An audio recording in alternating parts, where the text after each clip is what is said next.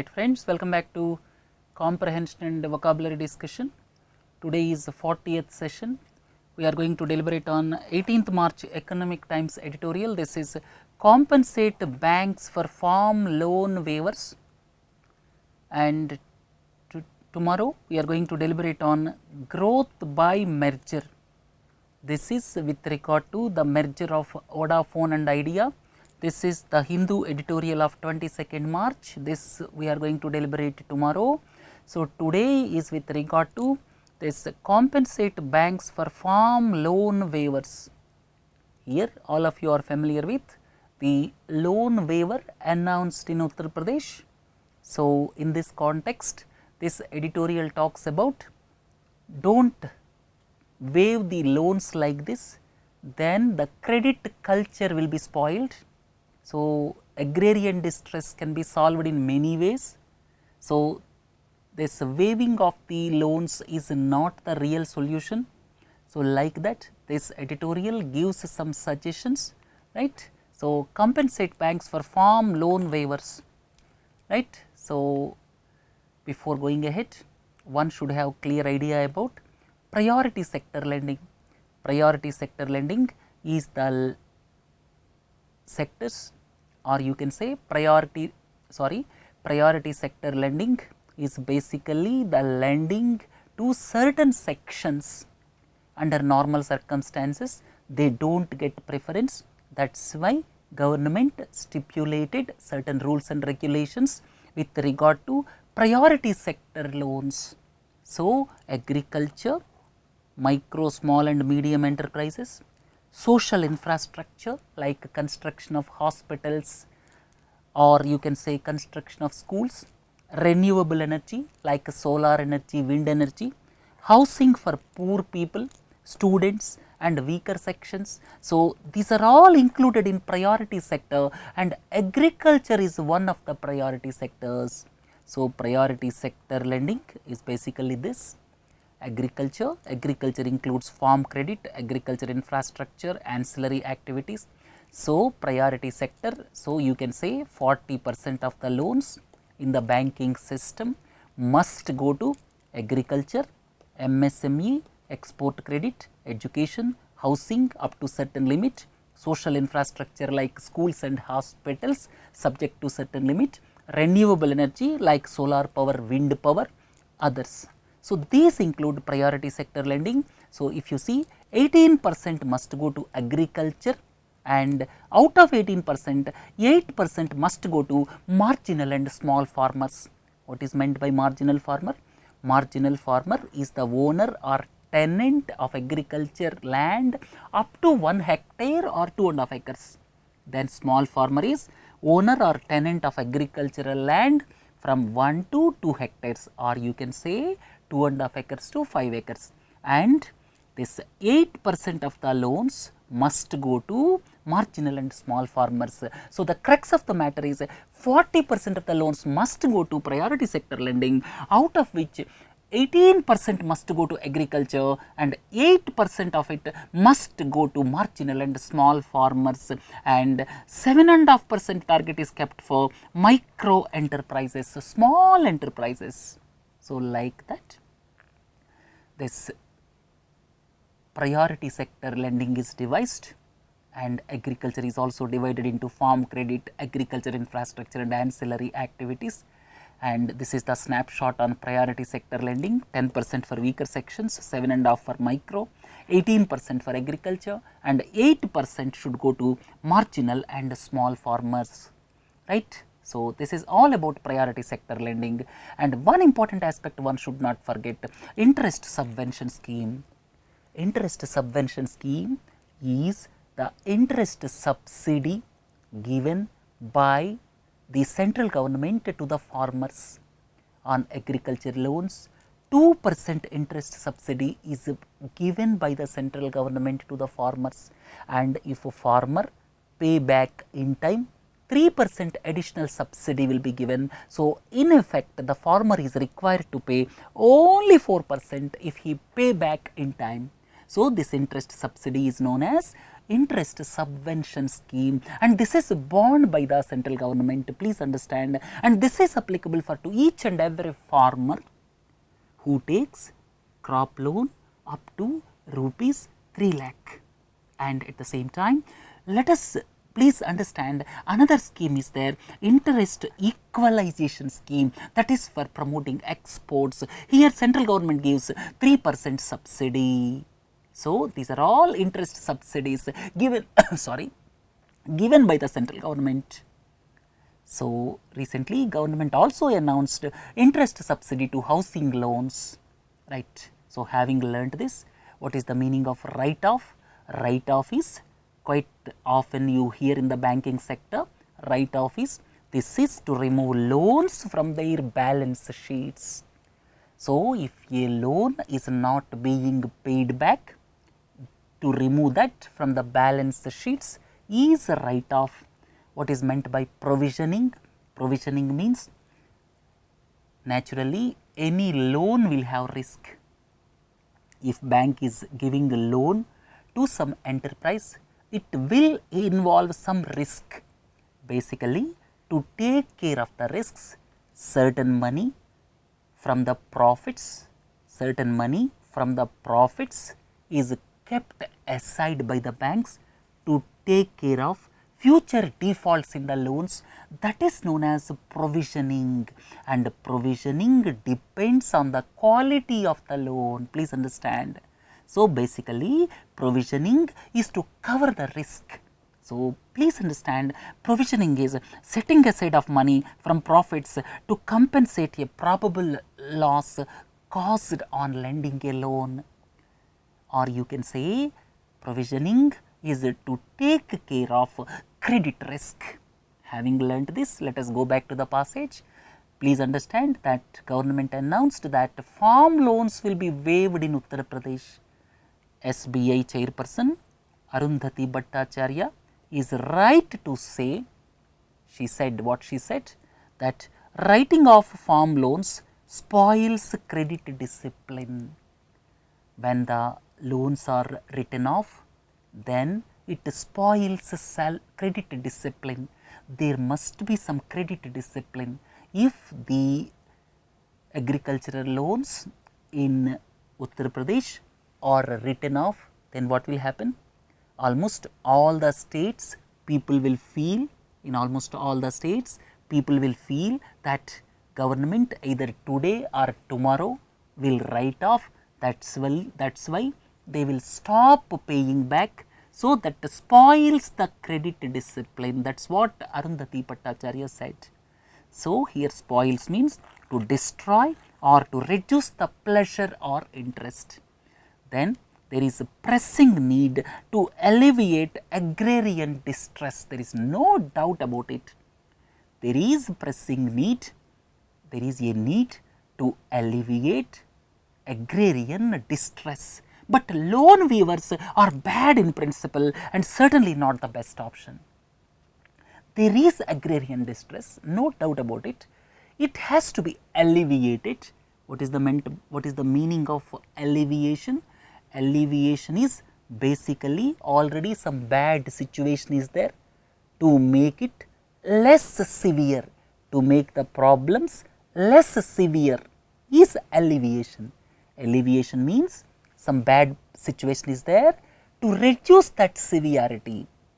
To reduce that severity is alleviation. It is not total elimination.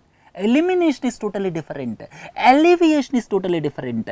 Alleviation means when some bad situation or difficult problem is there, to reduce the severity is alleviation. So, alleviation of poverty is the real challenge for the governments in our country is one example. So, alleviate the distress. Farmers are in distress. Distress means basically extreme anxiety, sorrow or pain. I gave an example, please go through it.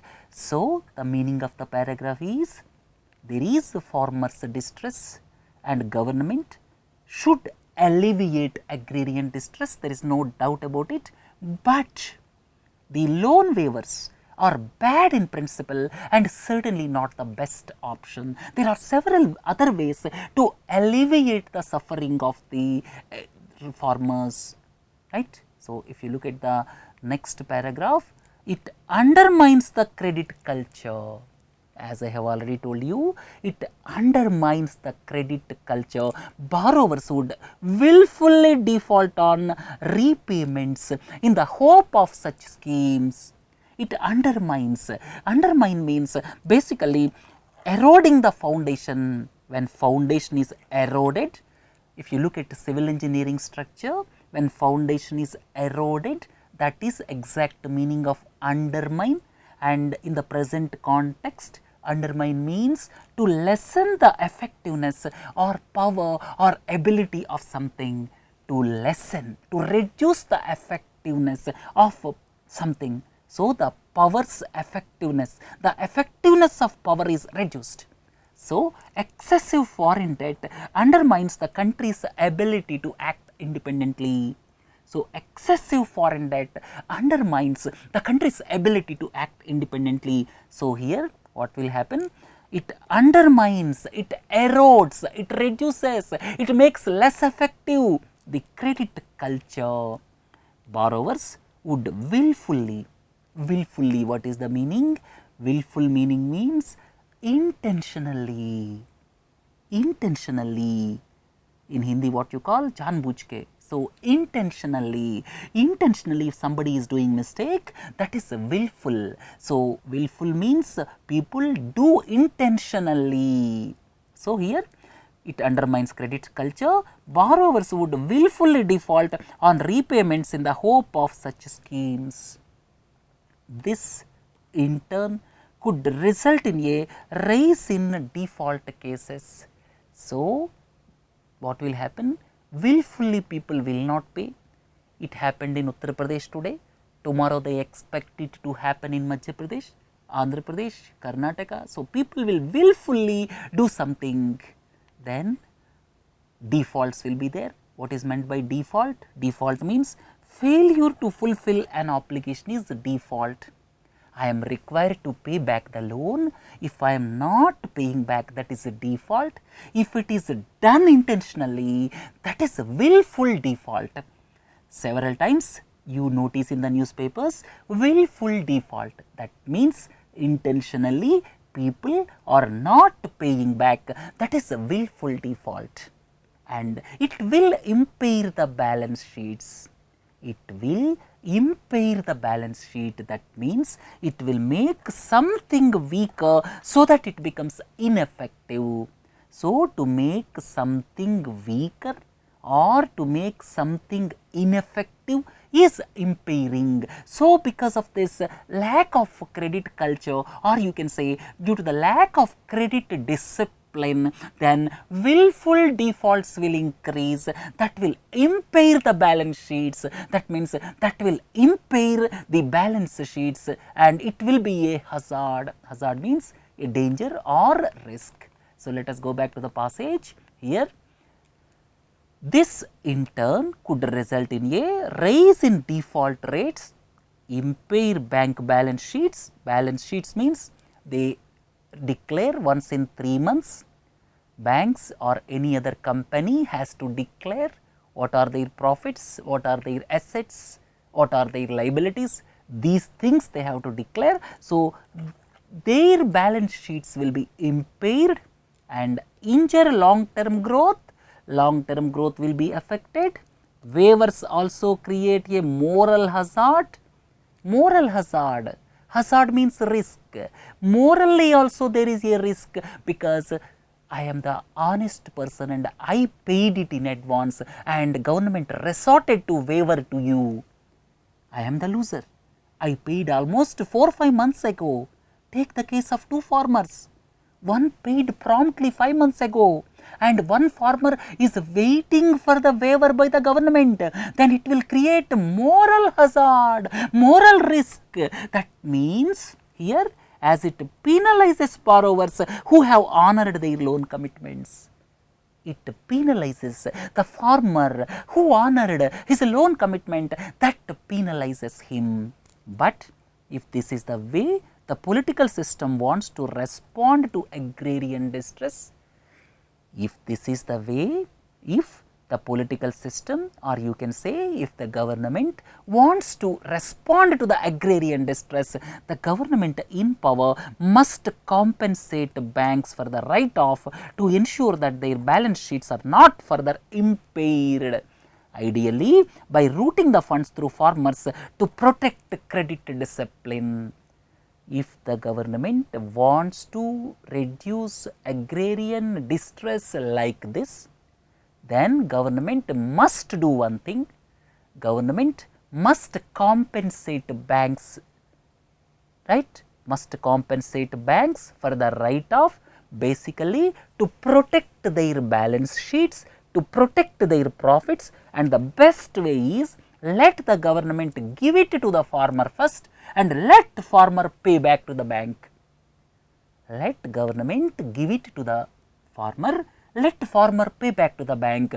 Basically, that is the way to protect the credit discipline, right. So, let us go back to the next paragraph. This says already state owned banks, that is public sector banks, are sitting on a pile of bad loans. When something is substantial, when something is much more than the desirable, then we use the word pile. So, pile of bad loans are already there on the heads of public sector banks. The last major farm debt write-off, the last major farm debt write-off to the tune of rupees 60,000 crore was announced. He was talking about some previous instance, that is why it is in the past tense. So, the last major farm debt write-off to the tune of rupees 60,000 crore was announced by the UPA government in budget 2008-9.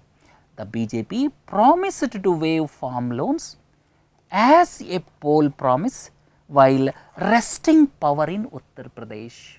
So, the BJP now promised to waive farm loans as a poll promise while resting power in Uttar Pradesh. Rest means to take something, especially power or control, after considerable effort or difficulty.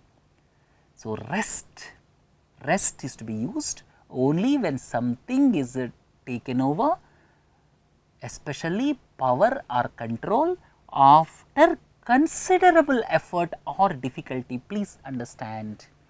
A report by, right. So, let us look at the next paragraph. A report by Kotak Institutional Equities, a report by Kotak Institutional Equities estimates that 10% of rupees 86,000 crore farm loans in Uttar Pradesh, 10% of the 86,000 crore farm loans in Uttar Pradesh, mostly disbursed by state owned banks, to be impaired. So, a report by Kotak Institutional Equities estimates that 10% of 86,000 crore farm loans in Uttar Pradesh. So, here you read this separately, he is explaining it further, mostly disbursed by state owned banks, or you can say public sector banks, to be impaired, right. If other states follow suit, what is the meaning of follow suit?